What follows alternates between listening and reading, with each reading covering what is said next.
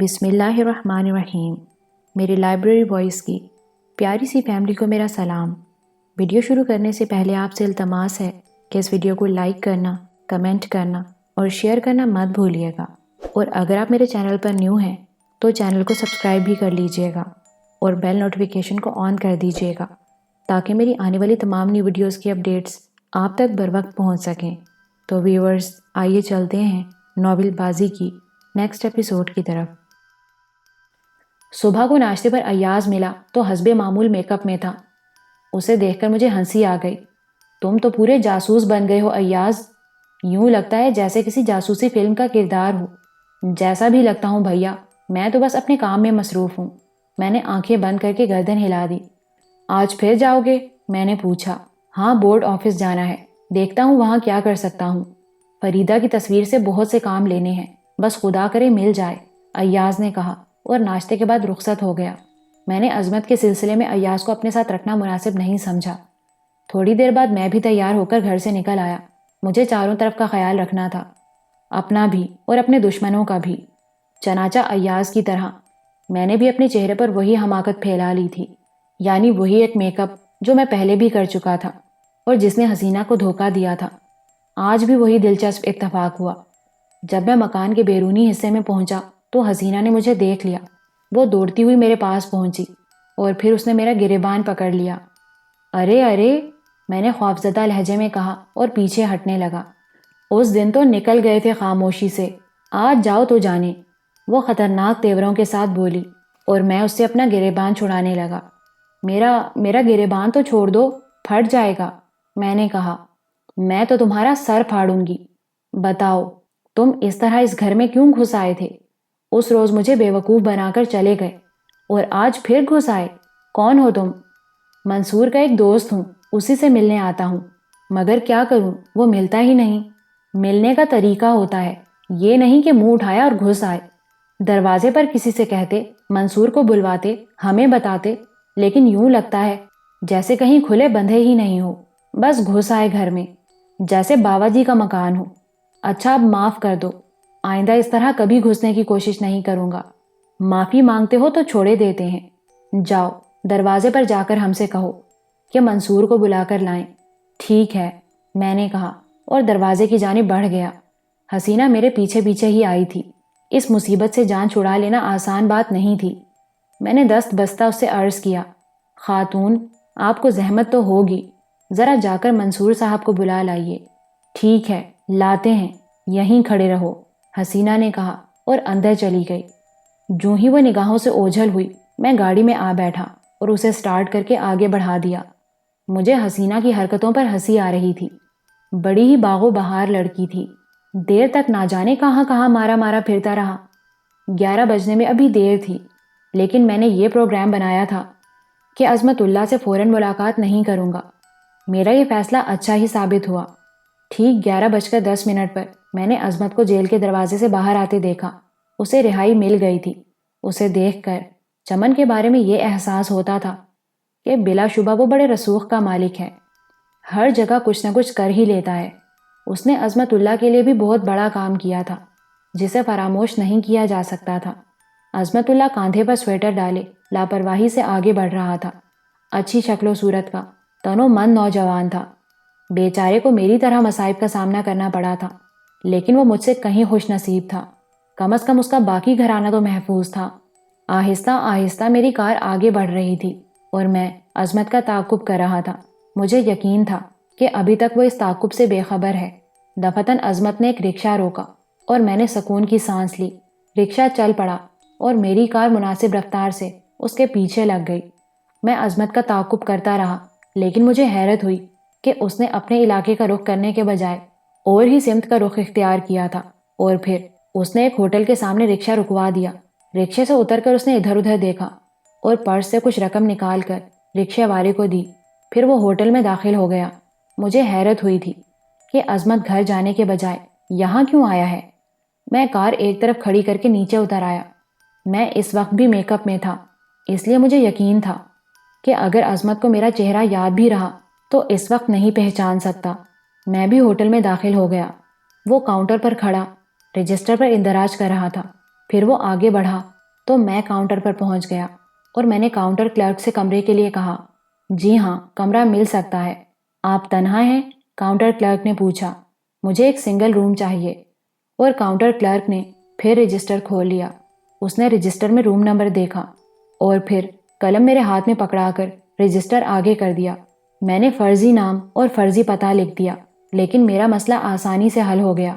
عظمت کا کمرہ نمبر 7 تھا اور مجھے کمرہ نمبر 8 مل گیا تھا۔ عظمت نے بھی اپنا نام و پتہ صحیح نہیں لکھوایا تھا۔ اس نے اپنا نام جمیل الدین درج کیا تھا اور ٹھٹھا سے آنے کا تذکرہ کیا تھا۔ میں نے اپنا نام و پتہ لکھ کر پیشگی رقم نکالی اور کمرے کی چابی حاصل کر لی۔ تھوڑی دیر بعد ایک ویٹر نے مجھے کمرہ نمبر 8 کے سامنے پہنچا دیا۔ یہ ایک چھوٹا سا کمرہ تھا جسے کسی بھی طرح 40 روپے روز کا کمرہ نہیں کہا جا سکتا تھا۔ اب اس کے علاوہ میں اور کیا کر سکتا تھا کہ کمرے کا دروازہ کھلا رکھوں اور برابر کے کمرے پر نگاہ رکھوں۔ ٹھیک 1 بجے ویٹر میرے کمرے میں آ گیا۔ کمرہ نمبر 7 نے کھانا نہیں دیا؟ بے اختیار میرے منہ سے نکل گیا۔ پوچھا تھا، صاحب نے منع کر دیا ہے۔ اوہ، کہیں جانے کی تیاریاں کر رہے ہوں گے۔ پتہ نہیں صاحب، لیٹے ہوئے تھے۔ دروازہ بھی کھلا ہوا تھا، آپ کے کمرے کی طرح، ویٹر نے جواب دیا۔ کیا ہے کھانے میں نے پوچھا اور ویٹر نے فہرست دہرا دی۔ اگر جلدی لا سکتے ہو تو بھنڈی گوشت لے آؤ، مجھے جانا ہے، میں نے کہا اور ویٹر چلا گیا۔ کھانا بھی کمرے کی طرح نہایت گھٹیا اور بدمزہ تھا۔ میں نے اسے جلدی جلدی زہر مار کیا کہ نہ جانے عظمت کے ساتھ ساتھ کہاں کہاں مارے مارے پھرنا پڑے اور کھانے کا موقع بھی ملے یا نہ ملے۔ ویٹر خالی برتن اور بل لے کر چلا گیا تو میں نے سکون کی سانس لی۔ اچانک میں نے عظمت کے دروازے پر آہٹ سنی تو دروازے سے چپک کر کھڑا ہو گیا۔ عظمت اپنا دروازہ مکفل کر رہا تھا۔ اس کے آگے بڑھ جانے کے بعد میں بھی اس کے پیچھے چل پڑا۔ عظمت نے نیچے آ کر رکشہ لیا اور چل پڑا۔ میری کار اس سے دور کیوں رہتی؟ رکشہ دوڑتا رہا اور پھر وہ چھوٹی چورنگی کے ایک حصے میں پہنچ کر رک گیا۔ عظمت نے رکشہ چھوڑ دیا۔ چھوٹی چورنگی کا یہ حصہ بدنام لوگوں کی آبادی میں شمار ہوتا تھا۔ نہ جانے عظمت یہاں کیوں آیا تھا۔ میں نے نیچے اتر کر نہایت کامیابی سے اس کا تعاقب کیا۔ عظمت مکانوں کے درمیان چل رہا تھا۔ پھر اس نے ایک مکان کے دروازے پر دستک دی۔ ایک بھدی سی شکل کے آدمی نے دروازہ کھولا۔ وہ عظمت کو اپنے ساتھ اندر لے گیا اور میں انتظار کرتا رہا۔ تقریباً پون گھنٹے بعد عظمت باہر آیا تو اس کے بازو پر ایک میلی سی چادر پڑی ہوئی تھی۔ وہ بھدی شکل کا شخص اسے باہر چھوڑنے آیا تھا۔ عظمت باہر آ کر شاید رکشہ کے انتظار میں کھڑا ہو گیا۔ رکشہ مل گیا اور میں نے پھر اس کا تعاقب شروع کر دیا۔ عظمت اللہ کا رخ اس بار یقیناً اپنے گھر کی طرف تھا۔ میں بدستور اس کے پیچھے لگا رہا۔ اس کی تمام حرکات مشکوک تھیں۔ نہ جانے اس کے ذہن میں کیا کھچڑی پک رہی تھی، لیکن میں بھی تہیہ کر چکا تھا کہ اسے کسی طور کوئی احمقانہ قدم نہیں اٹھانے دوں گا۔ اس نے گھر سے بہت دور رکشہ رکوایا اور نیچے اتر کر پیسے ادا کر دیے۔ پھر جب رکشہ دور چلا گیا تو اس نے ایک گوشے میں پہنچ کر بغل میں دبی ہوئی میلی سی چادر اوڑھ لی۔ یقیناً اس نے چادر سے اپنا چہرہ چھپانے کی کوشش کی تھی۔ پھر وہ آگے بڑھا تو اس کی چال میں لنگڑاہٹ تھی، گویا اس نے خود کو بدل لیا تھا۔ اس طرح وہ اپنے گھر کے سامنے پہنچ گیا۔ میں اس سے کوئی 50 گز دور تھا۔ اس نے دروازے پر دستک دی اور چند ساعتوں بعد دروازہ کھلا۔ عظمت کا چھوٹا بھائی تھا۔ نہ جانے عظمت اس سے کیا باتیں کرتا رہا۔ اس نے اپنا چہرہ کچھ اور چھپا لیا تھا۔ بچہ واپس چلا گیا۔ تھوڑی دیر بعد بچہ واپس آیا اور اس نے چند روٹیاں عظمت کو دے دیں۔ روٹیوں پر سالن بھی رکھا ہوا تھا۔ عظمت چند لمحے روٹیوں کو ہاتھوں پر سنبھالے انہیں گھورتا رہا، پھر گردن جھکائے واپس چل دیا۔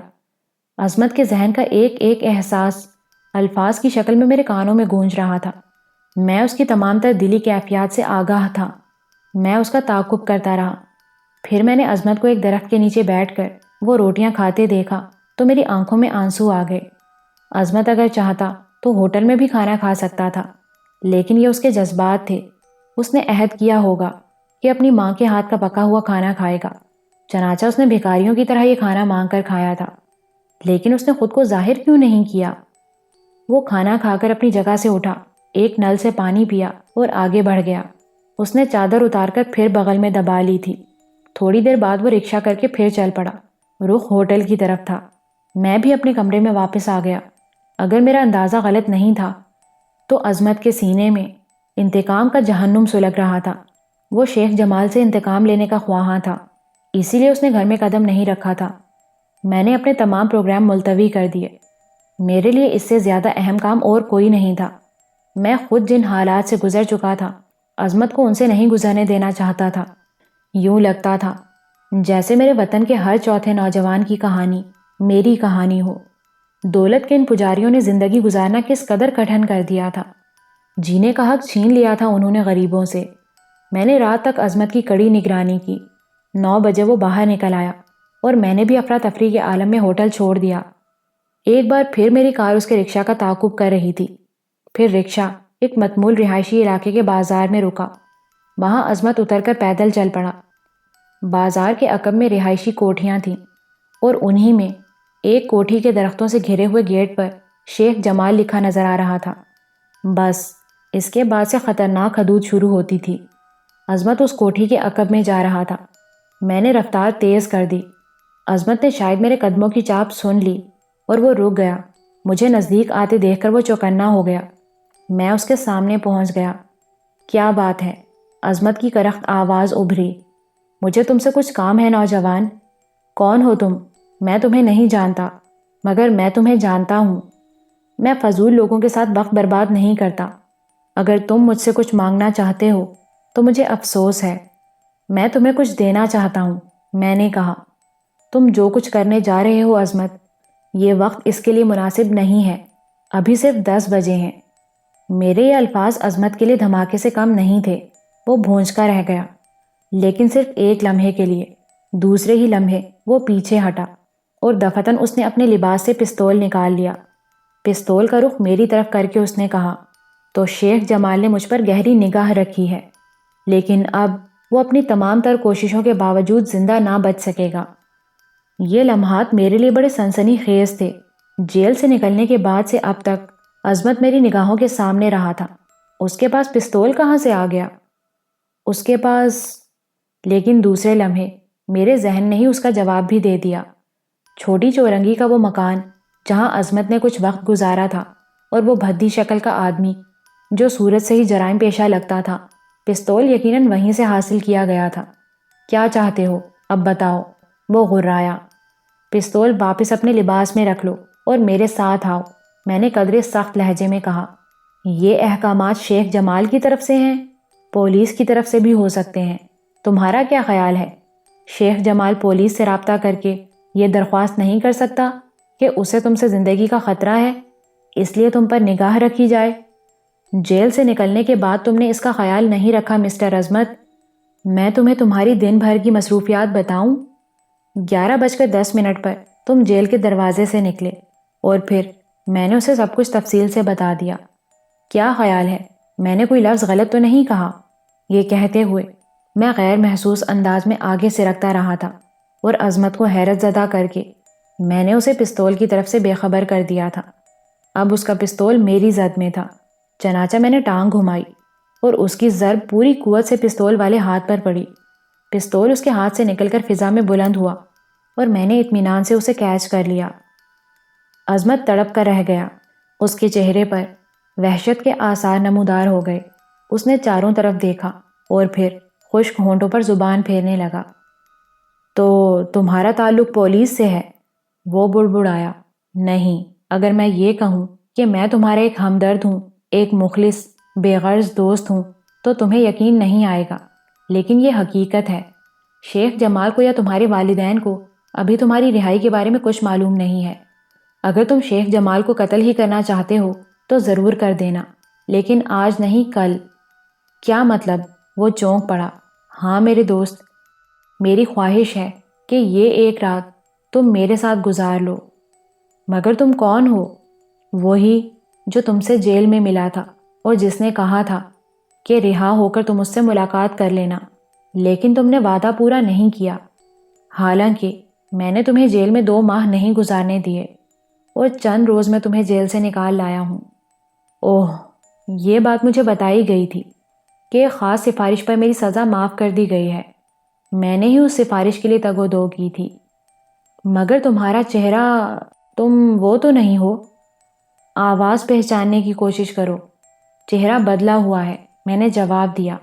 عظمت گہری گہری سانسیں لینے لگا، پھر بولا، اگر تم واقعی دوست ہو تو میری زندگی کی پہلی اور آخری خواہش پوری ہو جانے دو۔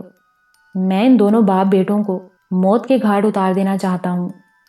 اس کے بعد اگر تم کہو تو اپنے ہاتھوں سے اپنی گردن اتار کر تمہارے سامنے رکھ دوں گا۔ مجھے تمہاری گردن کی نہیں، تمہاری زندگی کی ضرورت ہے عظمت۔ ایسے تو ہزاروں واقعات اخبارات کی زینت بنتے ہیں کہ جوش انتقام میں فلاں نے فلاں کو ہلاک کر دیا۔ کیا تم تعلیم یافتہ انسان ہو کر جہالت کی وہی مثال قائم کرو گے؟ اسے انتقام نہیں، دیوانگی کہتے ہیں۔ شیخ جمال مر جائے گا، کہانی ختم ہو جائے گی۔ موت کے بعد یہ کھیل ختم ہو جائے گا۔ لطف تب ہے کہ کھیل جاری رہے۔ انتقام کا مزہ تو اسی میں ہے کہ دشمن اذیت میں مبتلا موت کا آرزو مند ہو اور تم اس سے موت بھی چھین لو۔ تم شیخ جمال کو قتل کر دو گے تو پولیس کا شبہ تمہاری طرف ہی جائے گا۔ تم روپوش ہو جاؤ گے تو تمہارے اہل خانہ کو پریشان کیا جائے گا۔ گرفتار ہو جاؤ گے تو موت کی سزا مل جائے گی۔ پھر اور کیا کر سکتا ہوں میں؟ عظمت بولا۔ ذہانت کا استعمال کرو، سوچو اس موضوع پر، اور تم میرا ساتھ دو گے؟ وہ طنزیہ انداز میں بولا۔ ہاں، میں تمہارا ساتھ دوں گا۔ کیوں؟ اس کے لہجے میں بدستور طنز تھا۔ اس کا جواب ابھی ممکن نہیں ہے۔ فی الحال جہاں میں کہوں میرے ساتھ چلو۔ ٹھیک ہے، لیکن ایک بات سن لو، لفظ خلوص احمق بنانے کا ایک گر ہے۔ یہ بات میرا ایمان بن چکی ہے۔ میں جانتا ہوں تمہیں مجھ سے کوئی کام ہوگا، اور اب میں تمہارا آلائے کار بننے کے لیے مجبور ہوں، کیونکہ تم مجھے بے بس کر چکے ہو۔ ایک لمحے کے لیے میرا ذہن کھول کر رہ گیا، لیکن پھر میں نے اس کی ذہنی کیفیت کا تجزیہ کیا تو عظمت کو معاف کر دیا۔ میں واپس چل دیا تو عظمت میرے پیچھے پیچھے چلنے لگا۔ میں اپنی کار کے پاس پہنچ کر اس کا دروازہ کھولنے لگا تو عظمت نے کہا، اوہ، یہ کار میں نے دن میں کئی مرتبہ دیکھی لیکن توجہ نہیں دی تھی۔ میں نے اس کی بات کا کوئی جواب نہیں دیا۔ کار میں بیٹھ کر میں نے پستول عظمت کو واپس کر دیا اور کار اسٹارٹ کر کے آگے بڑھا دی۔ عظمت پستول لے کر ہکا بکا رہ گیا۔ اسے غالباً اس کی توقع نہیں تھی۔ راستے میں ہمارے درمیان کوئی گفتگو نہیں ہوئی۔ عظمت البتہ بار بار چونک کر مجھے دیکھنے لگتا۔ پستول کی وجہ سے اس کا ذہن بری طرح الجھ گیا تھا۔ اپنی رہائش گاہ میں داخل ہونے سے قبل میں نے کار روکی اور اپنے چہرے سے میک اپ اتار دیا۔ اس وقت موڈ بے حد خراب ہو گیا تھا، اس لیے حسینہ وغیرہ کا کوئی جھگڑا بھی مول نہیں لے سکتا تھا۔ صدر دروازے پر ایاز موجود تھا۔ غالباً کار کو اندر آتے دیکھ کر آ گیا تھا۔ میں نیچے اتر آیا۔ عظمت میرے ساتھ چلتا ہوا اندر آ گیا۔ یہ عظمت اللہ ہیں۔ میں نے بھاری لہجے میں ایاز سے اس کا تعارف کرایا۔ اوہ، رہا ہو گئے؟ ہاں، میں نے کہا، اور پھر ایاز سے بولا، تم کھانا کھا چکے ہو یا نہیں؟ ابھی نہیں، حالانکہ سخت بھوک لگ رہی تھی، لیکن وہ بلائے بے درما کھانا دینے پر تیار نہیں ہوئی۔ سخت غصے میں ہے، کہتی ہے پوچھ کر رہوں گی کہ یہ کھانا گھر میں کیوں نہیں کھایا جاتا۔ حسینہ؟ میں نے پوچھا۔ ایک ہی تو قہر خداوندی ہے اس گھر میں۔ لیجئے، نازل ہو گیا، ایاز بولا۔ حسینہ ہم سے چند گز دور کمر پر ہاتھ رکھے آ کھڑی ہوئی تھی۔ یہ گھر آنے کا وقت ہے؟ اس کی آواز ابھری۔ حسینہ، جاؤ آرام کرو، میں نے نرم لہجے میں کہا۔ آرام کروں؟ ارے جینا حرام کر دوں گی تمہارا۔ کیا سمجھ رکھا ہے تم لوگوں نے؟ جب دیکھو گھر سے باہر، جب دیکھو گھر سے باہر، جیسے میں پاگل ہوں، کھانا پکائے بیٹھی انتظار کرتی رہوں اور کھانے کے لیے کوئی نہ آئے۔ سارے کا سارا کھانا ضائع جائے گا۔ میں کہتی ہوں رزق کی پرواہ بھی ہے تم لوگوں کو یا نہیں؟ حسینہ، تم دیکھ رہی ہو کہ میرے ساتھ ایک مہمان ہے، اس کے باوجود تم الٹی سیدھی باتیں کر رہی ہو۔ ہاں، پاگل ہو گئی ہوں، دماغ خراب ہو گیا ہے میرا تو۔ مہمان ہیں تو میں کیا کروں؟ ان مہمانوں کے ساتھ ہی زندگی گزارو گے؟ گھر آنے کی ضرورت ہی کیا ہے؟ ایاز اس سے کہہ کے اپنے کمرے میں جا کر آرام کرے، میں نے سخت لہجے میں کہا۔ ایاز بوکھلا سا گیا۔ حسینہ تم حد سے بڑھ رہی ہو، چلو جاؤ اپنے کمرے میں۔ ٹھیک ہے، جا رہے ہیں، اس گھر سے ہی چلے جائیں گے، ہمیں نہیں کرنی ایسی نوکری۔ حسینہ بڑبڑاتی ہوئی چلی گئی۔ میں قدرے جھنجھلاہٹ محسوس کر رہا تھا، لیکن حسینہ کے الفاظ قابل توجہ تھے۔ بس بیوقوف لڑکی پاگل پن کا شکار ہو گئی تھی، ہماری محافظ بن بیٹھی تھی۔ مجھے یاد تھا کہ کس طرح میری خدمت کر کے خوش ہوتی ہے، چنانچہ میرا ذہن زیادہ خراب نہ ہو سکا اور میں عظمت کو لے کر ڈرائنگ روم میں آ گیا۔ عظمت اس ماحول کو گہری نگاہ سے دیکھ رہا تھا، سمجھ رہا تھا اور محسوس کر رہا تھا۔ سنائیے عظمت صاحب، کیسے حال ہیں؟ ضمانت کے بعد زندگی کیسی پائی آپ نے؟ ایاز نے مسکراتے ہوئے پوچھا۔ عظمت کے ہونٹوں پر پھیکی سی مسکراہٹ پھیل گئی۔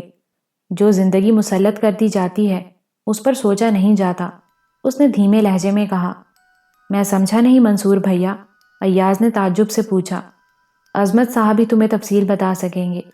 سنو ایاز، وہ بیوقوف لڑکی تو شاید روٹ کر اپنے کمرے میں چلی گئی ہے۔ تم کھانے وغیرہ کا بندوبست کرو عظمت صاحب کے لیے، اگر یہ پسند کریں تو ان کے لیے قیام کا بندوبست بھی کر دو، اور اگر جانا چاہیں تو انہیں رخصت کر دینا۔ یہاں آ کر مجھے احساس ہو رہا ہے کہ شاید میں نے ان کے ساتھ زیادتی کی ہے، چنانچہ میں انہیں یہاں رکنے پر مجبور نہیں کروں گا۔ تم انہیں اٹینڈ کرو، دل چاہے اور اگر یہ پسند کریں تو انہیں میرے بارے میں بھی بتا دینا۔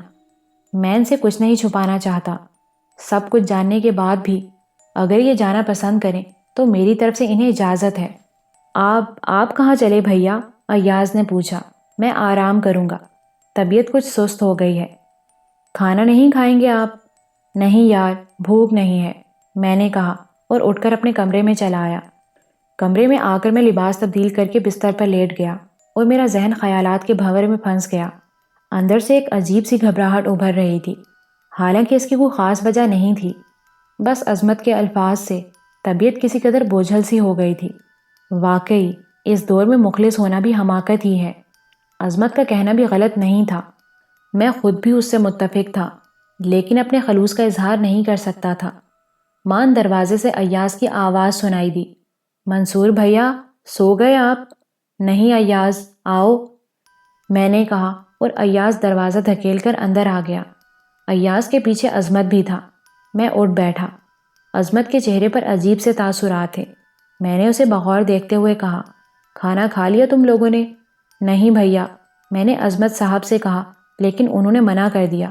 میں نے بھی نہیں کھایا، کوئی خاص بھوک بھی نہیں ہے۔ کیا خیال ہے عظمت صاحب، آپ یہیں رہیں گے یا جانے کا ارادہ رکھتے ہیں؟ میں نے پوچھا۔ عظمت ایک آرام دہ کرسی پر بیٹھ گیا۔ یہاں تو مسئلہ ہی دوسرا نکل آیا منصور صاحب، میں معذرت کرنے آیا ہوں، سخت شرمندہ ہوں، لیکن مجھے یقین ہے کہ آپ بھی مجھے بے قصور سمجھیں گے، کیونکہ حالات نے جو مذاق میرے ساتھ کیا ہے وہ آپ کے علم میں ہے۔ شاید ایاز نے تمہیں میری کہانی سنا دی ہے، میں نے بغور عظمت کو دیکھتے ہوئے پوچھا۔ ہاں، ایاز صاحب نے مجھے وہ دلدوز داستان سنائی ہے، اور اس کے بعد میرے اندر اتنی سکت نہیں کہ میں آپ کے کسی حکم سے انکار کروں۔ بلا شبہ میرے الفاظ نے آپ کو تکلیف پہنچائی ہوگی، لیکن منصور صاحب، آپ کے سینے میں بھی وہی درد جاگزی ہیں جو میرے سینے میں ہے۔ درد کو درد بخوبی سمجھتا ہے، اور میں اسی درد کے ناطے آپ سے معافی کا خواستگار ہوں۔ نہیں عظمت، معافی کی ضرورت نہیں، میں جانتا ہوں۔ اگر آپ جانتے ہیں تو مجھے معاف کر دیں۔ عظمت کی آنکھیں ڈبڈبا گئیں۔ میرا ذہن ایک دم کھل گیا۔ میں اپنی جگہ سے اٹھا اور عظمت کے قریب پہنچ کر اس کے شانے پر ہاتھ رکھتے ہوئے بولا، ہاں عظمت، درد مشترک ہے، ہم دونوں میں سے کوئی بھی قصوروار نہیں۔ بہر صورت خدا کا شکر ہے کہ حقیقت سمجھ چکے ہو۔ نکال دو ذہن سے وہ ساری باتیں جو تقدر کا ذرا سا بھی نشان چھوڑتی ہیں۔ آؤ بیٹھو، باتیں کریں گے، مستقبل کے فیصلے کریں گے۔ تم میرے بارے میں جان چکے ہو، میں تمہارے بارے میں جاننا چاہوں گا۔ منصور بھیا، آپ کی کہانی سننے کے بعد میرے دل کو بڑی ڈھارس ملی ہے۔ اتفاق سے ہماری منزل ایک ہی ہے۔ انشاءاللہ آپ عظمت کو کسی طور اپنے سے دور نہیں پائیں گے۔ میں آپ کی ان تمام ہدایات پر عمل کروں گا جو آپ مجھے دیں گے۔ یقین کریں منصور بھیا، میرا ہر قدم وہی ہوگا جو آپ کی منشا ہوگی۔ عظمت، میں چاہتا ہوں کہ تم میرے کسی معاملے میں ملوث نہ ہو، بس اپنے مسئلے کو اس انداز میں حل کر لو کہ تم معاشرے کا کوئی برا کردار نہ بننے پاؤ۔ میرے ایک دوست ہیں پروفیسر شیرازی، میں تمہیں ان کے بارے میں کیا بتاؤں، وہ عظمت کی ایک زندہ مثال ہیں۔ وہ معاشرے میں اچھائیاں دیکھنے کے خواہش مند ہیں، لیکن ایسے ٹوٹے ہیں کہ شاید اب کبھی نہ جڑ سکیں۔ عظمت، میں بس یہ چاہتا ہوں کہ بیمار فرحت اللہ صاحب بے کسی کی موت کا شکار نہ ہو جائیں۔ میں تمہیں مجرم نہیں دیکھنا چاہتا، ورنہ میں تمہیں یہ پیشکش کر دیتا کہ میرے ساتھ رہو، میرے ساتھ مل کر کام کرو، مگر منصور بھیا، میں تو مجرم بن چکا ہوں۔ جیل میں 3 سال گزارے ہیں میں نے، چوری کا الزام تھا مجھ پر، اور بھی چند الزامات لگائے گئے تھے۔ اس کے بعد اگر میں کوئی باعزت شخص بننا بھی چاہوں تو یہ میرے بس کی بات کہاں ہے۔ جیل میں رہنے والا شخص نہ تو نوکری حاصل کر سکتا ہے اور نہ ہی معاشرہ اسے کوئی باعزت مقام دیتا ہے۔ میں نہیں جانتا کہ اہل محلہ اب ہمارے بارے میں کیا کہتے ہیں۔ یقینی طور پر ہم وہاں بدنام ہو چکے ہوں گے، اور بدنامی کی یہ زندگی مجھے کبھی کوئی صحیح راستہ اختیار نہیں کرنے دے گی۔ میں مجرم نہیں تھا منصور بھیا، لیکن معاشرے نے ایک مجرم تشکیل کر دیا ہے۔ اب بتائیے میں کیا کروں؟ ہم اس معاشرے سے انتقام ضرور لیں گے عظمت، لیکن ہم ذہین ہیں، بے وقوفوں کی طرح لاٹھی لے کر میدان میں کیوں نکل آئیں؟ اس بات کو تو بالکل ذہن میں اتار لو کہ شیخ جمال کو معاف نہیں کیا جائے گا۔ ہم اس ظالم شخص سے خوفزدہ ہو کر خاموش نہیں بیٹھیں گے، بلکہ اس کے لیے تانا بانا تیار کرتے رہیں گے۔ میں تمہارے لیے راہیں متعین کروں گا۔ ایک بات بتاؤ عظمت، تم نے گریجویشن کیا ہے؟ ہاں، اس نے جواب دیا۔ ظاہر ہے کوئی ایسی ملازمت پسند کرو گے جو ایک گریجویٹ کے لیے ہونی چاہیے۔ ہرگز نہیں، میری پسند ناپسند کا اب کوئی سوال نہیں ہے۔ میرا مستقبل اب آپ کے سامنے ہے منصور بھیا، اور میں آپ کی ہدایت کے بغیر کچھ نہیں کروں گا۔ ڈرائیونگ آتی ہے؟ ہاں، اچھی طرح، میں نے باقاعدہ سیکھی تھی۔ میں تمہیں ڈرائیور کی ملازمت دلواؤں گا، مگر یہ ملازمت برائے ملازمت نہیں ہوگی، بلکہ اس کا کچھ اور مقصد ہوگا۔ میں نے اب خود کو آپ کے حوالے کر دیا ہے منصور بھیا، یقین کرو، جتنی بد اعتمادی تھی اب اتنا ہی پر اعتماد ہو گیا ہوں۔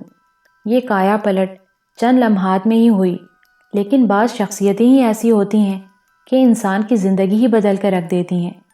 آپ ان میں سے ہی ایک ہیں۔ میں اب آپ پر مکمل طور پر اعتماد کرتا ہوں۔ میرے لیے جو راستہ آپ متعین کریں گے میں اب اسی پر چلوں گا۔ بہت بہت شکریہ عظمت، یوں سمجھ لو کہ اب تم بھی میرے خاص ساتھیوں میں شامل ہو۔ میں نے ہنس کر کہا، بالکل ٹھیک ہے، چنانچہ اب یہ موضوع ختم۔ رات کو میں یہیں رہوں گا۔ کل صبح میں آپ سے ہدایات لینے کے بعد دوسرا قدم اٹھاؤں گا۔ دفتن دروازہ دھڑ سے کھلا اور حسینہ اندر آ گئی۔ الہی خیر، ایاز کے منہ سے نکلا۔ حسینہ کے چہرے پر زلزلے کے آثار تھے، اس کی آنکھیں آنسوؤں سے سرخ ہو رہی تھیں۔ وہ فرش پر بیٹھ کر رونے لگی۔ مر جائیں ہم، ستیہ ناس ہو جائے ہمارا، کبھی کبھی بس دماغ خراب ہو جاتا ہے۔ ارے معاف کر دو، ارے معاف کر دو، تم لوگ ہمیں معاف کر دو بس۔ بھائی مہمان صاحب، تم بھی ہمیں معاف کر دو، بس ہم پاگل ہیں ذرا سے، اپنی حد سے بڑھ جاتے ہیں۔ ٹھیک ہی تو کہا تھا اس موٹے نے، کیا نام ہے اس کا، ہاں ایاز، ہر وقت سرخی پاؤڈر لگاتا رہتا ہے۔ کہتا تھا ہم اپنی حد سے آگے نہ بڑھیں، لیکن اب کیا کریں، آدمی جب بڑھ جائے تو واپس کیسے آئے؟ تم ہی بتا دو، بس معاف کر دو ہمیں، آئندہ ہم اپنی حد سے آگے نہیں بڑھیں گے۔ ہم لوگوں کی ہنسی چھوٹ گئی۔ ہمارے ہنسنے پر ایک لمحے کے لیے رک کر اس نے ہماری شکل دیکھی اور پھر مزید زور سے چیخنے لگی۔ ہنس رہے ہو؟ ہائے، ہنس رہے ہو؟ ہنس رہے ہو کیونکہ پاگل جو ہیں ہم۔ ٹھیک ہے، پاگلوں پر ہنسا ہی تو جاتا ہے۔ ہم پاگل نہ ہوتے تو یہاں کیوں بیٹھے ہوتے؟ کہیں ملکہ بنے بیٹھے ہوتے۔ ملکائیں پاگل تھوڑی ہوتی ہیں۔ ارے ارے حسینہ، تمہیں کیا ہو گیا ہے؟ کہہ تو دیا پاگل ہو گئے ہیں، اور کیا ہوا ہے؟ پہلے ہی سے پاگل تھے، پاگل نہ ہوتے تو سب کو اپنا کیوں سمجھ بیٹھتے؟ بتاؤ، گھر جائیں گے تو ہمارا ستیہ ناس ہو جائے گا، ہماری پھر سے وہی پٹائی لگے گی، کام دھندا الگ کرنا پڑے گا۔ تم سوچو بابا کیا کہے گا؟ حسینہ، بے وقوف، تجھے یہاں سے کون نکال رہا ہے؟ میں نے اسے دلاسا دیتے ہوئے کہا۔ نکال تو نہیں رہے، پر ناراض ہو گئے تو ہمارا یہاں کیا کام ہوگا؟ ہم حرام کی کھاتے نہیں، یہ تم لوگوں کو اچھی طرح پتا ہے۔ خوب محنت کرتے ہیں اور اپنی روزی حلال کر لیتے ہیں۔ ارے اب کیا ہمیں حرام کی کھانا پڑے گی؟ ارے تم لوگ ہمارے ہاتھوں کی روٹی نہیں کھاؤ گے تو پھر ہمارا یہاں کام کیا ہوگا؟ جلدی کر کھانا نکال، بھوک سے میرا دم نکلا جا رہا ہے، میں نے پیٹ پر ہاتھ پھیرتے ہوئے کہا۔ ہاں؟ حسینہ روتے روتے ایک دم چونک پڑی۔ وہ بے یقینی کے انداز میں میری صورت دیکھ رہی تھی۔ پھر اس نے ایاز کو دیکھا، پھر عظمت کو، اور پوچھا، مہمان صاحب، تم بھی کھانا کھاؤ گے نا؟ ہاں حسینہ بی بی، آپ کھلائیں گی تو ضرور کھائیں گے، عظمت نے جواب دیا۔ اور حسینہ بی بی خوشی سے مسکرانے لگی۔ روتے روتے ہنس دینے کا یہ انداز بڑا ہی دلکش تھا۔ تو میں کھانا نکال لاؤں؟ ہاں ہاں جلدی کرو، بھوک کے مارے دم نکلا جا رہا ہے۔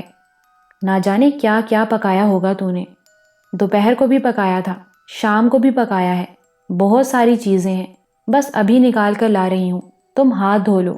حسینہ اٹھی اور باہر بھاگ گئی۔ یہ لڑکی کون ہے؟ عظمت نے سوال کیا۔ بس ایک مجبوری ہے، بے بسی ہے۔ دیکھ لو عظمت، انسان کس کس طرح نگاہوں کے سامنے آتا ہے۔ اچھا لباس پہن لے، میک اپ کر لے تو کسی بڑے گھرانے کی فرد معلوم ہوگی، لیکن یہ بد نصیب زندگی کا بوجھ اٹھائے وقت گزاری کر رہی ہے۔ حسینہ نے کھانا لگانے کی اطلاع دی اور ہم سب کھانا کھانے چلے گئے۔ کھانے کے دوران حسینہ ہمارے پاس ہی کھڑی رہی۔ میں نے چونک کر اسے دیکھا۔ حسینہ، تم نے بھی کھانا کھایا؟ نہیں کھایا، غصہ آ رہا تھا دوپہر سے۔ اب تم کھا رہے ہو تو ہمیں بھی بھوک لگ رہی ہے، تو کھانا کھا لو۔ تم لوگ کھا لو، پھر کھا لیں گے، حسینہ نے کہا۔ نہیں نہیں حسینہ، ہم کھا لیں گے، جاؤ تم بھی کھانا کھا لو، پھر بعد میں برتن اٹھا لینا، میں نے اسے چمکارتے ہوئے کہا، اور وہ کچن کی طرف چلی گئی۔ دوسری صبح ناشتے وغیرہ سے فراغت حاصل کرنے کے بعد میں نے ان لوگوں سے تھوڑی دیر کے لیے اجازت طلب کی اور ٹیلی فون کے کمرے میں پہنچ گیا۔ میں مسز جہانگیر کو فون کرنا چاہتا تھا، اس سے عظمت کے گھر والوں کے بارے میں بھی پوچھنا تھا۔ چنانچہ میں نے ٹیلی فون پر مسز جہانگیر کا نمبر ڈائل کیا اور وہ شاید ابھی دفتر جانے کی تیاری ہی کر رہی تھیں۔ ملاقات ہو گئی۔ خادم بول رہا ہوں، میں نے کہا۔ وہ میری آواز پہچان گئی۔ ہیلو منصور، کیسے مزاج ہیں؟ بالکل ٹھیک ہوں۔ ان لوگوں کے لیے کیا رہا؟ میرا مقصد فرحت اللہ سے ہے۔ منصور، میں انتہائی کوشش کر چکی ہوں۔ ان لوگوں نے میرا خلوص تو قبول کر لیا، لیکن میرے ساتھ اس گھر سے منتقل ہونے پر تیار نہیں ہوئے اور میری مدد بھی قبول نہیں کی۔ تم نے کہا تھا کہ عظمت 4-5 روز میں رہا ہو جائیں گے۔ ہاں، وہ رہا ہو چکے ہیں اور میرے پاس موجود ہیں۔ اوہ، تو تم نے اس شخص کے بارے میں کیا اندازہ لگایا؟ بالکل میرے ہی جیسے حالات ہیں۔ بہرحال میں نے اس کے لیے ایک فیصلہ بھی کر لیا ہے گل۔ وہ کیا؟ لیڈی جہانگیر نے پوچھا۔ آپ کو یقیناً ڈرائیور کی ضرورت ہوگی۔ میں عظمت کو آپ کے پاس بھیج رہا ہوں، مگر تم تو کہہ رہے تھے کہ وہ گریجویٹ ہے۔ ہاں، یہ درست ہے، لیکن وہ آپ کے ڈرائیور کی حیثیت سے ہی ٹھیک رہے گا۔ آخر کیوں؟ بس گل، میں چاہتا ہوں کہ میرا ایک آدمی آپ کے اس قدر قریب رہے کہ اگر میں آپ سے براہ راست رابطہ قائم نہ کر سکوں تو اس کے ذریعے کرتا رہوں۔ ویری گڈ، یہ تو اچھا خیال ہے۔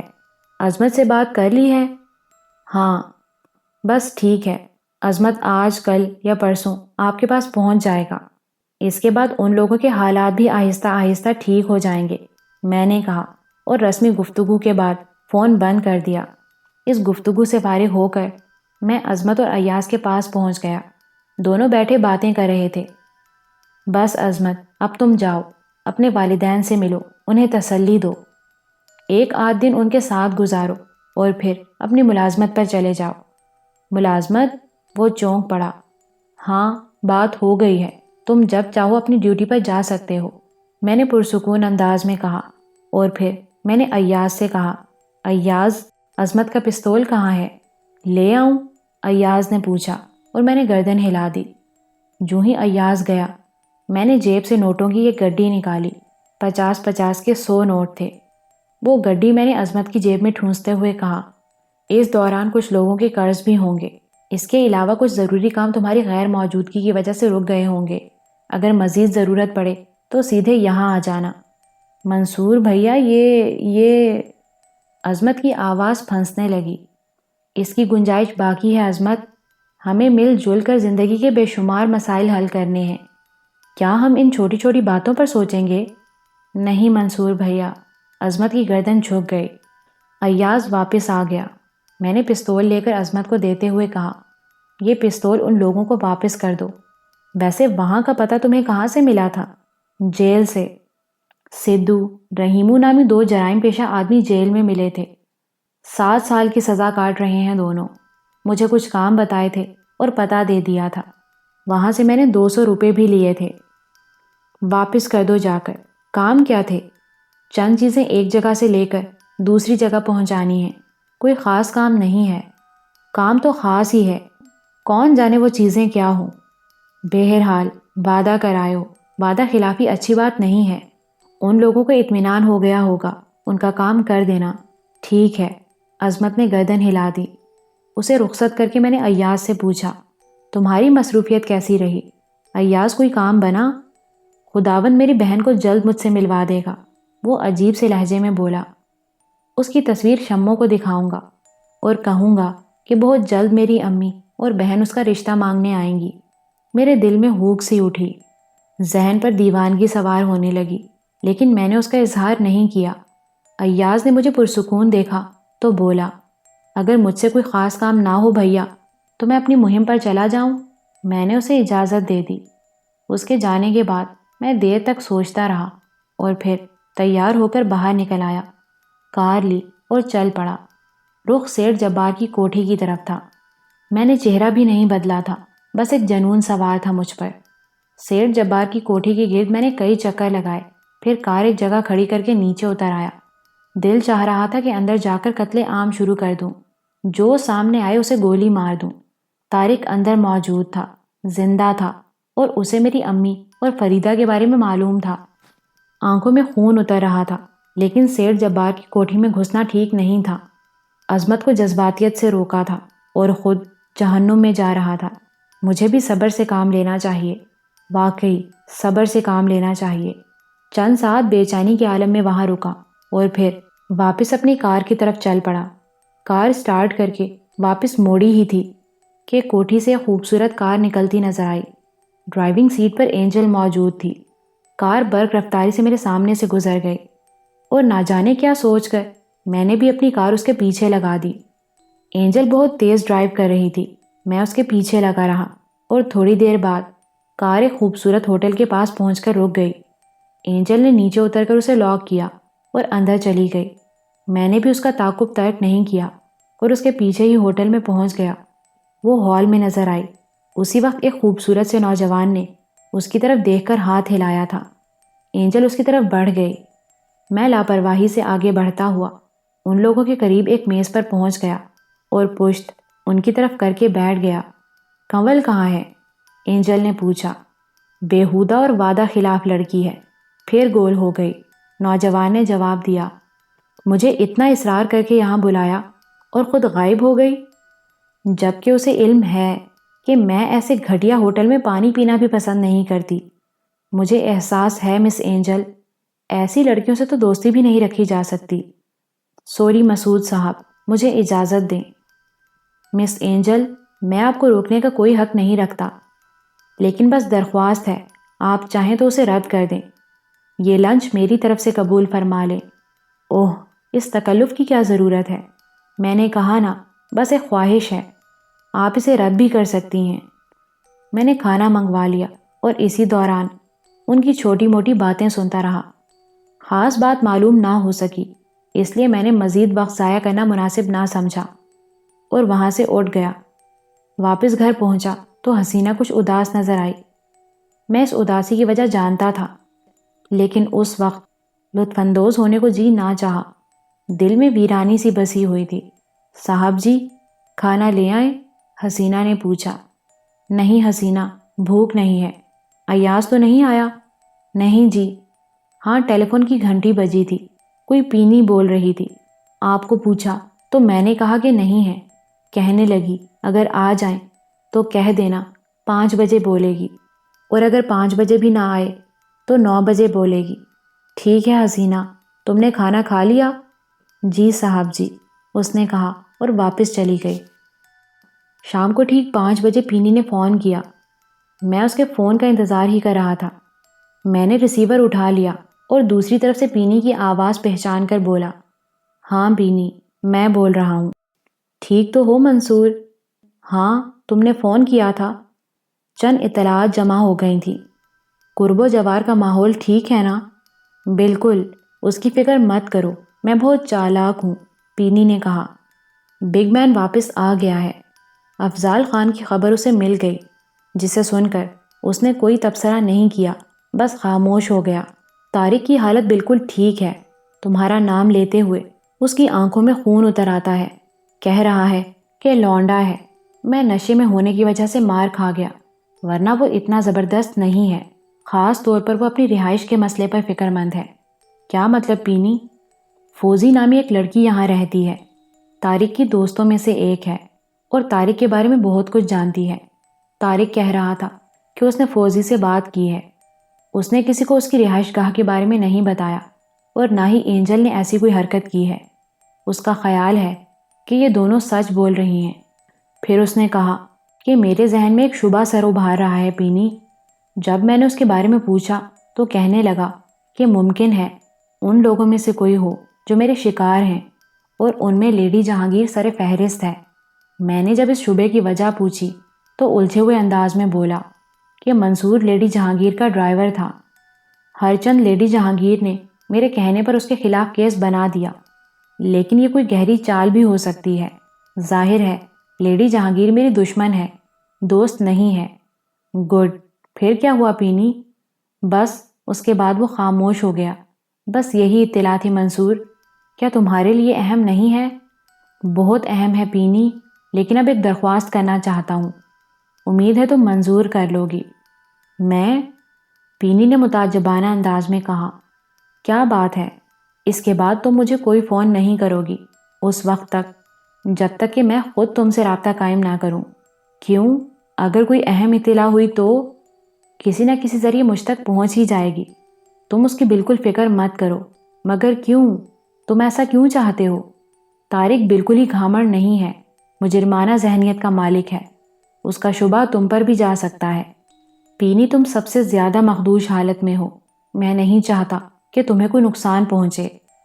پینی چند لمحات خاموش رہ کر بولی، اس بیکار زندگی کا ایک ہی مصرف تو سامنے آیا ہے منصور، تم اس سے بھی منع کر رہے ہو۔ پھر کروں گی کیا؟ میرا خیال ہے تم مجھے اس کے لیے منع نہ کرو۔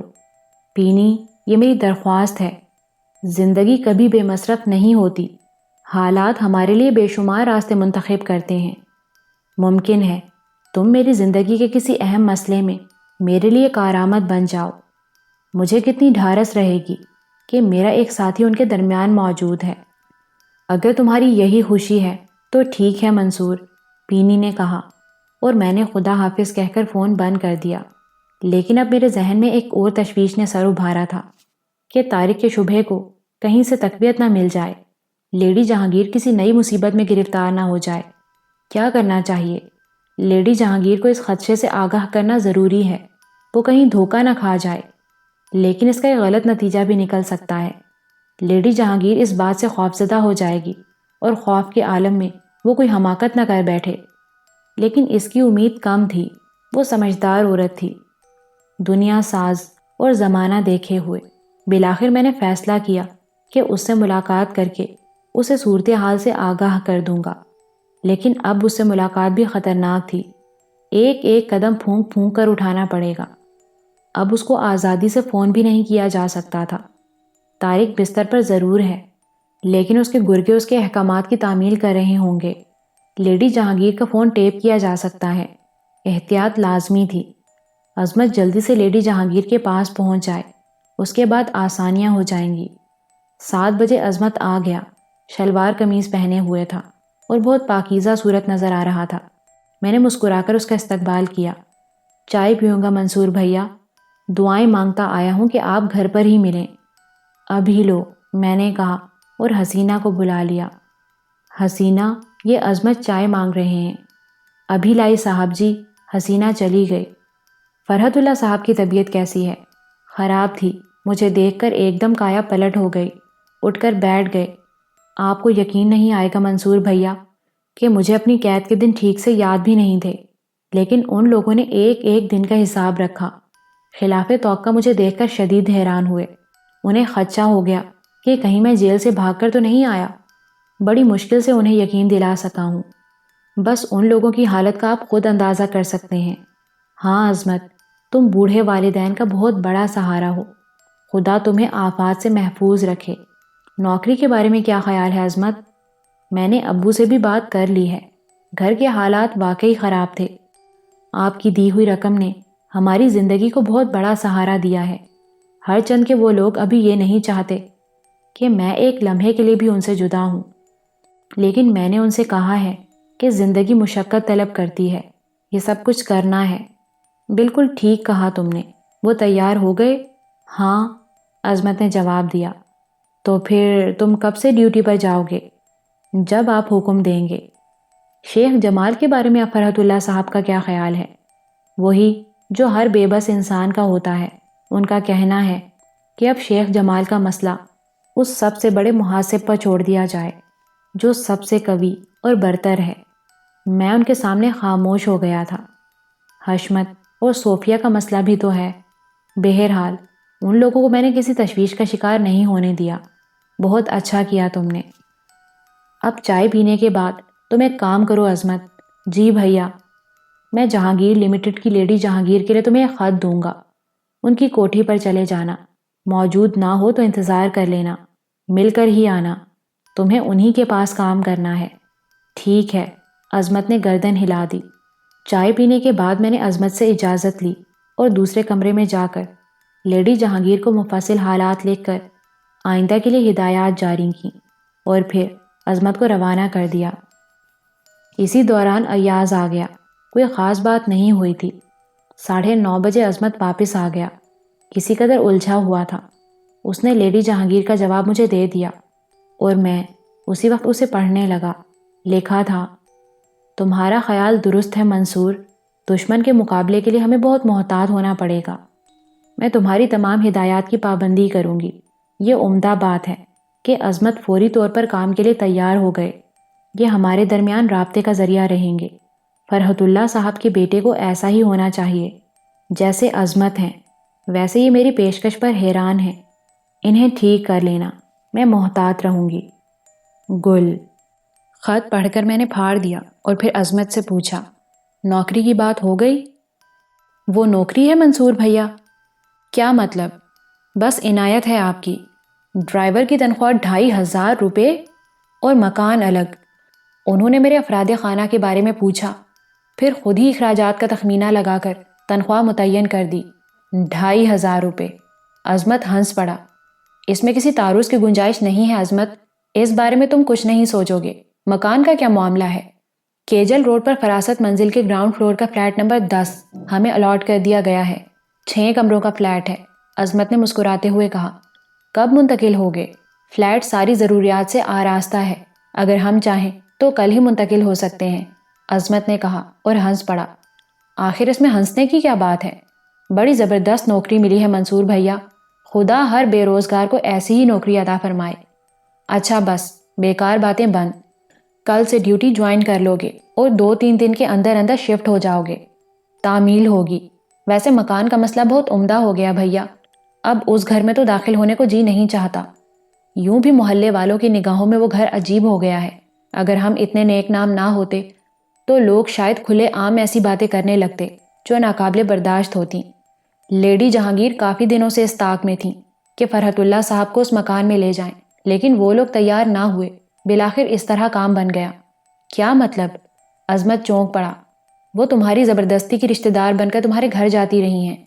یہ بات میں نے تمہیں اس لیے بتا دی ہے کہ نئے مکان میں منتقل ہونے کے بعد تم اس کا خیال رکھو اور لیڈی جہانگیر کو شرمندہ نہ ہونے دو۔ خدا کی پناہ، امی نے مجھے ان خاتون کے بارے میں بتایا تھا جو ہم پر احسان کرنا چاہتی تھیں۔ وہ دردانہ گل ہی تھیں، لیکن منصور بھیا ہمارا ان سے کیا تعلق ہے؟ بہت گہرا تعلق ہے، آہستہ آہستہ معلوم ہو جائے گا، میں نے جواب دیا اور عظمت سوچ میں ڈوب گیا۔ پھر گہری سانس لے کر بولا، بہرحال آپ نے جو بہتر سمجھا کیا، اب میں کیا کہہ سکتا ہوں؟ ویسے میرے لیے اب کیا حکم ہے؟ بس گھر جاؤ، وہ سب انتظار کر رہے ہوں گے، ابھی ان کے دلوں میں دہشت ہے، پہلی فرصت میں مکان شفٹ کر لو۔ اوکے سر، عظمت نے کہا اور سلام کر کے چلا گیا۔ میں نے اسے کھانے کے لیے نہیں روکا تھا کیونکہ میں جانتا تھا کہ اس کے والدین کے جذبات کیا ہوں گے۔ حسینہ نے کھانا لگایا، میں اور ایاز کھانے میں مصروف ہو گئے۔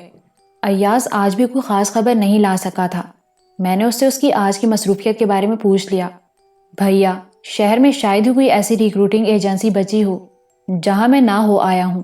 میں نے سب سے رجسٹریشن کرا لیا ہے، کہیں میں موٹر مکینک تھا، کہیں ریفریجریٹر مکینک اور کہیں الیکٹرک ویلڈر۔ رجسٹریشن فیس بھی ہر جگہ جمع کی ہے اور ان لوگوں کو چائے وغیرہ پلا کر ان کے 6 سال تک کے اندراجات بھی دیکھے ہیں، لیکن ممکن ہے ایاز ایسی بات ہی نہ ہو۔ ہاں بھیا، اس طرف سے اطمینان ہو گیا ہے۔ ویسے ہماری کاوشیں سست پڑ گئی ہیں ایاز، طارق ٹھیک ہو چکا ہے، اسے دیا ہوا وقت بھی کبھی کا نکل چکا ہے اور ہم اب تک کچھ نہیں کر سکے۔ فریدہ اور امی تو اب ایک حسرت بن گئی ہیں۔ میں چاہتا ہوں ایاز کہ شیخ جمال سے بھی جلد حساب کتاب کر لیا جائے۔ ایسے کمینے لوگ زیادہ عرصے تک عیش و عشرت میں نہیں رہنے چاہیے۔ مجھے میری ڈیوٹی بتاؤ بھیا، کل صبح سے تم شیخ جمال کی نگرانی کرو گے۔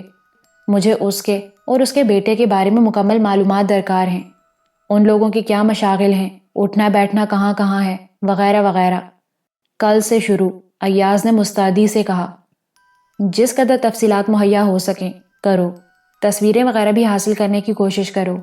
ٹھیک ہے، ایاز نے کہا۔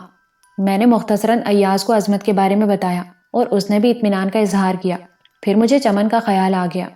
یہ چمن کہاں غائب ہے آج کل؟ اس کا نام اس طرح نہ لے لیا کرو منصور بھیا، میرے سارے خواب ٹوٹ جاتے ہیں اور دل میں خوف پیدا ہو جاتا ہے۔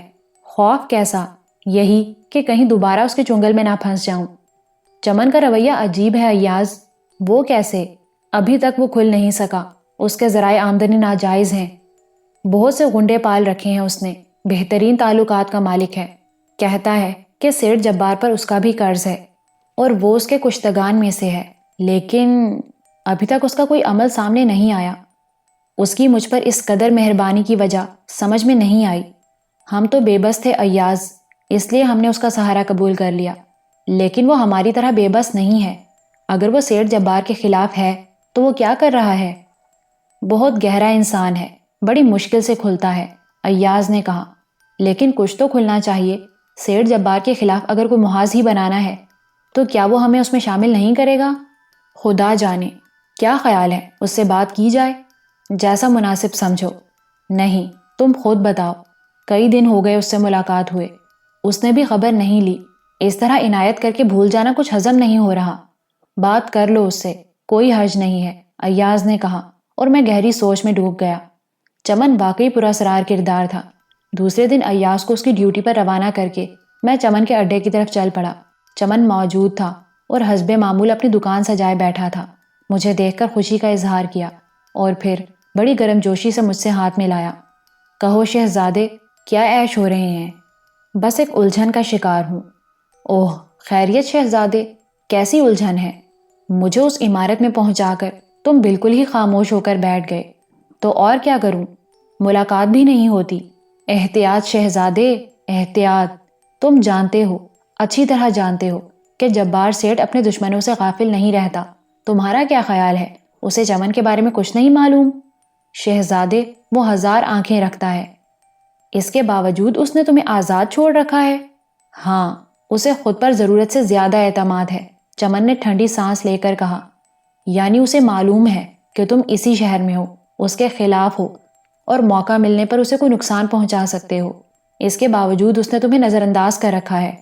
چمن میری اس بات پر ہنسنے لگا، پھر بولا، ابھی صرف اپنے بارے میں سوچو شہزادے، میرا کھیل دوسرا ہے، آہستہ آہستہ سمجھ میں آئے گا۔ تم بتاؤ، کامیابی سے آگے قدم بڑھا رہے ہو یا رک گئے ہو؟ ویسے افضال کے بارے میں مجھے معلوم ہو چکا ہے۔ کیا قصہ تھا؟ کیا معلوم ہو چکا ہے؟ یہی کہ تم نے اس کی دونوں ٹانگیں نکال دی ہیں۔ ویسے جیت دار کو مارا ہے، ٹھیک ٹھاک آدمی ہے، جان رکھتا ہے۔ تم نے اکیلے کام کیا تھا؟ تمہیں افضال خان کے بارے میں تفصیل کیسے معلوم ہوئی؟ بھائی اسپتال میں ہے، ٹانگیں بیکار ہیں دونوں، تم نے اس دن اس کا پتہ پوچھا تھا، اب تھوڑی سی عقل تو ہمیں بھی ہے۔ چمن ہنسنے لگا، پھر بولا، کوئی پرانی دشمنی تھی اس سے؟ نہیں، نیا ہی معاملہ ہے۔ طارق کے بیکار ہونے کے بعد اسے میرے قتل پر مامور کیا گیا تھا۔ کس نے کیا تھا؟ سیٹھ جبار نے، میں نے جواب دیا، اور چمن کی آنکھوں میں تشویش کے آثار ابھرنے لگے۔ وہ آہستہ سے بولا، سیٹھ جبار نے؟ بات کچھ عقل میں نہیں آتی شہزادے، جبار کبھی ہلکے کام نہیں کرتا۔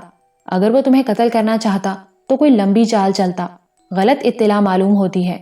کہاں سے ملی؟ اسی وقت ایک گرونڈیل شخص اندر داخل ہو گیا، گھٹے ہوئے سر کا مالک تھا اور شکل سے کافی خطرناک لگتا تھا۔ چمن بری طرح چونک پڑا۔ ارے تغلق خان! تم خدا کی پناہ، تم زندہ ہو؟ میں نے تو سنا تھا کہ تم فرانس کی جیل میں۔ بکواس مت کرو، یہ باہر تم نے کیسے آدمی چھوڑ رکھے ہیں؟ تمیز نہیں سکھائی انہیں؟ مجھے روک رہے تھے، کہنے لگے استاد اندر مصروف ہے۔ آنے والے نے کہا، غیر ملک کی جیل میں رہ کر ملکی آداب بھول گئے؟ یہ سب سپاہی ہیں، ان کی ڈیوٹی اور کیا ہوتی ہے؟ اور شکوہ کرنے کے بجائے تمہیں میرے گلے لگنا چاہیے تھا۔ ہاں یار، سب کچھ بھول گیا ہوں، موڈ خراب کر دیا ہے ان لوگوں نے۔ یہ لڑکا کون ہے؟ اسے بھگاؤ، باتیں کریں گے۔ اوہ منصور، یہ تغلق خان ہے، تمہیں تو یقیناً علم نہیں ہوگا، پرانی بات ہے، تقریباً 15 سال پرانی۔ تغلق خان نے بڑے ہنگامے کیے تھے یہاں، 20-25 قتل کر کے گیا تھا۔ پھر جب اس کے حلیف سیاسی ٹولے کا انحطاط ہوا تو یہ بھی ملک سے باہر بھاگ گیا۔ پھر باہر اس کا نام سنا گیا تھا، میں نے گردن ہلا دی تھی۔ اور تغلق خان، یہ میرے لیے نہایت محترم ہستی منصور ہیں، تمہیں ان سے مل کر یقیناً خوشی ہوگی۔ مجھے؟ تغلق خان نے کہا، اور پھر بڑے بھدے انداز میں ہنس پڑا۔ تم جانتے ہو چمن کہ مجھے کیسے لوگوں سے مل کر خوشی ہوتی ہے۔ نئی نسل کے ان لونڈوں کو دیکھ کر تو آنکھوں میں خون اتر آتا ہے، جن کا شمار مردوں میں ہوتا ہے نہ عورتوں میں۔ جاؤ، یہاں جو کام بھی ہو پھر آ جانا، میں تیسری بار کہنے کا عادی نہیں ہوں۔ اچھا چمن، مجھے اجازت دو، پھر کسی وقت ملاقات ہوگی، میں نے اٹھتے ہوئے کہا۔ چمن کا چہرہ دھواں ہو گیا تھا۔ خدا حافظ، میں نے کہا اور باہر نکل آیا۔ چمن نے کچھ بولنے کی کوشش کی لیکن میں نے موقع نہیں دیا اور باہر نکل آیا۔ مجھے کوئی افسوس نہیں تھا، یہ پیشہ ور بدماشوں کی دنیا تھی، یہاں سب چمن نہیں ہوتے۔ ویسے تغلق خان کے بارے میں چمن نے جو الفاظ کہے تھے ان سے اندازہ ہوتا تھا کہ تغلق خان کوئی خاص چیز ہے۔ چمن کے ہاں سے اچانک واپس آنا پڑا تھا، کوئی خاص پروگرام نہیں تھا، اس لیے سرخاب یاد آ گئی اور میں اس طرف چلا گیا۔ سرخاب کی کوٹھی میں سامنے ہی ہنا اور جاوید نظر آئے تھے، دونوں نے میرا استقبال کیا۔ سرخاب موجود نہیں ہیں؟ ایئرپورٹ گئی ہیں، ہنا نے جواب دیا۔ اوہ، کیا پروفیسر آ رہے ہیں؟ جی ہاں، لیکن انکل شیرازی فوراً ہی کہیں اور چلے جائیں گے، شاید ان کا کیبل آیا تھا۔ سرخاب وہیں ایئرپورٹ پر ان سے ملیں گی۔ آپ آئیے، اندر آ جائیے، آپ سے باتیں ہوں گی۔ پھر آ جاؤں گا، سرخاب آئیں تو۔ جی نہیں، آپ اندر تشریف لائیے، چائے پیجیے، ممکن ہے سرخاب آ جائیں۔ آئیے منصور صاحب، اب اتنے اجنبی بھی نہیں ہیں ہم لوگ، ہنا نے کہا اور میں مجبور ہو گیا۔ سرخاب کے اہل خاندان تھے، ان لوگوں کی باتوں سے معلوم ہوا کہ انہیں میرے بارے میں کچھ بھی نہیں معلوم سوائے اس کے کہ میں پروفیسر اور سرخاب کا چہیتا ہوں۔ پروفیسر اور سرخاب کے ظرف سے یہی امید تھی۔ چائے کے بعد بھی دیر تک بیٹھنا پڑا، ان لوگوں نے چھوڑا ہی نہیں تھا۔ پھر اٹھنے کی اجازت مانگی تو سرخاب واپس آ گئی، مجھے دیکھ کر کھل اٹھی تھی۔ خدا کی قسم منصور بھیا، راستے پر آپ کے بارے میں سوچتی آئی تھی، آپ کو دیکھ کر بے حد خوشی ہوئی ہے۔ کتنی دیر ہوئی آپ کو آئے ہوئے؟ بہت دیر ہو گئی۔ ہنا، چائے وغیرہ پلائی میرے بھیا کو؟ ہاں پی چکا ہوں، یہ سب لوگ بہت اچھے ہیں، اتنے اچھے جتنے تمہارے خاندان کے لوگوں کو ہونا چاہیے تھا۔ اب ایک کپ آپ کو میرے ساتھ پینا ہوگا۔ ہنا، میرے اور منصور بھیا کے لیے ایک ایک کپ چائے بھجوا دو میرے کمرے میں۔ آئیے منصور بھیا، یہ چائے ہمارے ساتھ بیٹھ کر اور ہمیں شریک کر کے نہیں پی جا سکتی؟ ہنا نے شرارت سے کہا۔ جی نہیں، آپ اپنا حصہ وصول کر چکی ہیں۔ آئیے بھیا، سرخاب نے بڑے پیار سے کہا اور میرے ساتھ دوسرے کمرے میں آ گئی۔ پروفیسر کا کیبل ملا تھا سرخاب؟ آئے تھے، جاپان جا رہے تھے، طیارہ جتنی دیر رکا اتنی دیر کے لیے مجھ سے ملاقات رہی۔ سرخاب نے کہا، یہ پروفیسر آخر کس چکر میں ہیں؟ اللہ جانے بھیا، خدا جانتا ہے کہ میں جھوٹ نہیں بول رہی، مجھے بھی کچھ نہیں بتایا انہوں نے۔ آج بھی میں نے اصرار کیا تو بولے اپنے منصور بیٹے کے لیے بھاگ دوڑ کر رہا ہوں۔ میرے لیے؟ میں ششدر رہ گیا، میں خود پریشان ہوں۔ اگر آپ کے لیے کچھ کر رہے ہیں تو دوسرے ممالک کے طوفانی دورے کیوں ہو رہے ہیں؟ سرخاب نے کہا۔ ہم دونوں چائے پیتے رہے، غور کرتے رہے، لیکن کوئی بات سمجھ میں نہیں آ رہی تھی۔ پروفیسر کے سارے اقدامات بے حد پراسرار تھے۔ بہرحال اس کے بعد وہی ساری رسمی باتیں ہوتی رہیں۔ اس کے بعد میں نے سرخاب سے وعدہ کیا کہ اسے روزانہ فون کرتا رہوں گا اور پھر وہاں سے چلا آیا۔ رات کو 11 بجے عظمت میرے پاس آیا تھا، اس کے چہرے سے پریشانی کے آثار نمایاں تھے۔ میں اس کی کیفیت دیکھ کر چونک پڑا۔ خیریت عظمت؟ آج شام 6 بجے لیڈی جہانگیر پر قاتلانہ حملہ ہوا ہے۔ کیا؟ میں اچھل پڑا۔ ہاں، میں کار چلا رہا تھا، وہ پیچھے بیٹھی ہوئی تھیں۔ بزنس اسکوائر کے چوراہے کو کراس کرتے ہی ایک کار ایک گلی سے نکلی اور اس کے پستول سے لیڈی جہانگیر پر گولیاں چلائی گئیں۔ کار کی باڈی میں کئی سوراخ ہو گئے اور لیڈی جہانگیر؟ وہ بخیریت ہیں، صرف شیشے کے چند ٹکڑے لگے ہیں۔ کہاں ہیں؟ کوٹھی پر ہی ہیں، لیکن فون کرنے کو منع کر دیا ہے۔ اوہ، خوفزدہ ہوں گی۔ قطعی نہیں، مجھے پیغام دیا ہے، یہ پرچہ۔ عظمت نے لباس سے ایک پرچہ نکال کر مجھے دے دیا۔ مختصر تحریر تھی: منصور، حالات عظمت سے معلوم ہو جائیں گے۔ مجھے یقین ہے یہ قاتلانہ حملہ نہیں تھا، بلکہ خوفزدہ کرنے کی ایک کوشش تھی، ورنہ جو لوگ گولیاں چلاتے ہیں ان کے نشانے اتنے ناکارہ نہیں ہوتے۔ سنو، کسی قیمت پر نہ تو فون کرنا اور نہ میری کوٹھی میں داخل ہونے کی کوشش کرنا۔ تمہارے خیال کے مطابق فون کہیں اور بھی سنا جا رہا ہے، مجھے اشارات ملے ہیں۔ گل۔ میں نے گہری سانس لی اور گردن جھکا کر سوچنے لگا۔ لیڈی جہانگیر پر قاتلانہ حملہ سمجھ میں نہیں آ رہا تھا۔ اسی وقت عظمت نے کہا، منصور بھیا، مجھے ایک پستول فراہم کر دیں کہیں سے۔ میرے ذہن میں کوئی خاص پروگرام نہیں ہے، بس حفظ ما تقدم کے طور پر کہہ رہا ہوں، جیسا کہ آج ہی ہوا۔ اگر لیڈی جہانگیر کو سچ مچ ہلاک کرنے کی کوشش کی جاتی تو میں ان کی بخوبی حفاظت نہیں کر سکتا تھا۔ اس لیے کہہ رہا ہوں کہ اگر آپ اجازت دیں تو کل لیڈی جہانگیر سے یہ بات کہہ دوں۔ میرا خیال ہے لیڈی جہانگیر یہ کام نہیں کر سکیں گی۔ کل کا دن اور نکال لو عظمت، میں کوشش کر کے کل تمہیں پستول فراہم کر دوں گا، میں نے کہا، اور عظمت نے گردن ہلا دی۔ اس کے علاوہ تو اور کوئی خبر نہیں ہے؟ میں نے پوچھا۔ نہیں منصور بھیا، باقی سب ٹھیک ہے، بس میں نے خاصی احتیاط سے کام لیا ہے۔ لیڈی جہانگیر دفتر سے اٹھ کر کچھ شاپنگ کرنے گئی تھیں۔ شاپنگ کر کے واپس کوٹھی کی طرف جا رہی تھیں کہ یہ حادثہ پیش آیا۔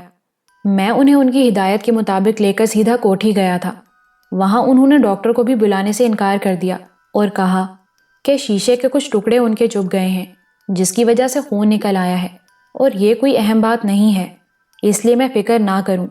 میں نے پولیس میں رپورٹ کرنے کے لیے پوچھا تو انہوں نے آنکھیں بند کر کے گردن ہلا دی اور کہنے لگیں، تم فکر مت کرو عظمت، سب ٹھیک ہے، میں اپنے وکیل سے مشورہ کرنے کے بعد ہی کچھ کروں گی۔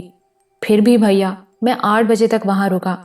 لیڈی جہانگیر خود ہی باہر آئیں تو مجھے دیکھ کر انہوں نے حیرت سے پوچھا کہ ابھی تک گئے نہیں عظمت؟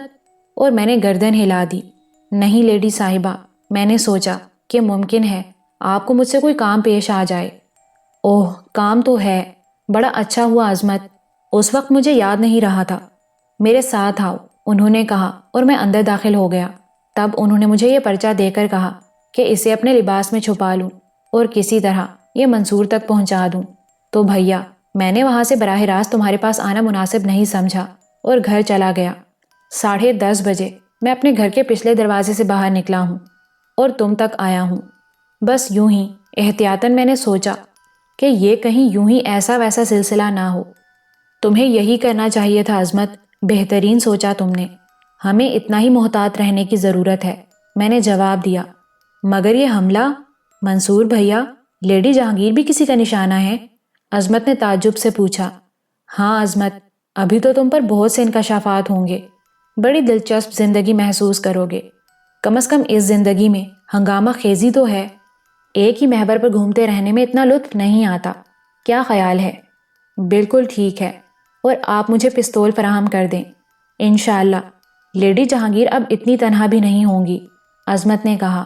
کل انشاءاللہ میں کوشش کروں گا، مجھے یقیناً کہیں نہ کہیں سے پستول فراہم ہو جائے گا۔ ایاز کہاں ہے؟ پتہ نہیں، دوپہر کو یہیں تھا، حسینہ سے کہہ کر گیا ہے کہ ممکن ہے رات کو دیر ہو جائے، ابھی تک تو نہیں آیا، میں نے کہا، اور عظمت خاموش ہو گیا۔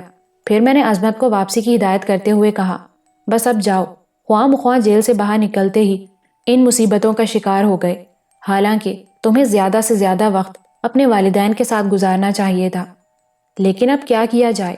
عظمت مسکرانے لگا۔ بھیا، یہ بات تو نہ کہیں، جو کچھ میں کرنے جا رہا تھا اور جس سے آپ نے مجھے روک دیا ہے، اگر کر لیتا تو کیا کہا جا سکتا تھا کہ دوبارہ والدین کی صورت دیکھنا نصیب بھی ہوتی یا نہیں؟ مجھے تو آپ لوگوں کا سہارا اس طرح مل گیا ہے کہ میں ابھی تک اچنبھے میں ہوں۔ میں تمہارے احساسات سمجھتا ہوں عظمت، یقین کرو بالکل ایسے ہی احساسات میرے تھے۔ میں بھی اپنے ان ہمدردوں کو چونک چونک کر تعجب سے دیکھتا اور سوچتا تھا کہ یہ کہاں سے آ گئے، جبکہ مجھے زمین اپنے دوستوں سے خالی محسوس ہوتی تھی۔ یوں لگتا تھا کہ جیسے اس روئے زمین پر میرا کوئی نہیں ہے۔ چنانچہ یہ سب کچھ مجھ پر قرض تھا عظمت، اور یہ قرض میں آہستہ آہستہ لوٹا رہا ہوں۔ بس اب جاؤ میرے دوست، آرام کرو، لیکن اسی احتیاط کے ساتھ جس احتیاط کے ساتھ تم یہاں آئے تھے، میں نے کہا، اور عظمت چلا گیا۔ میں خاصا پریشان ہو گیا تھا، ذہن دوڑا رہا تھا کہ لیڈی جہانگیر پر کس نے اور کس مقصد کے تحت حملہ کیا ہے، لیکن کوئی صحیح بات سمجھ میں نہیں آ رہی تھی۔ اگر وہ مجھے اتنی سختی سے منع نہ کر دیتی تو شاید میں اسی وقت اس کے پاس پہنچ جاتا، خواہ چھپ کر ہی جانا پڑتا، لیکن میں اس کی خیریت ضرور معلوم کرتا۔ تاہم یہ احتیاط بھی میرے اور لیڈی جہانگیر کے حق میں بہتر تھی، چنانچہ میں نے صبر سے کام لیا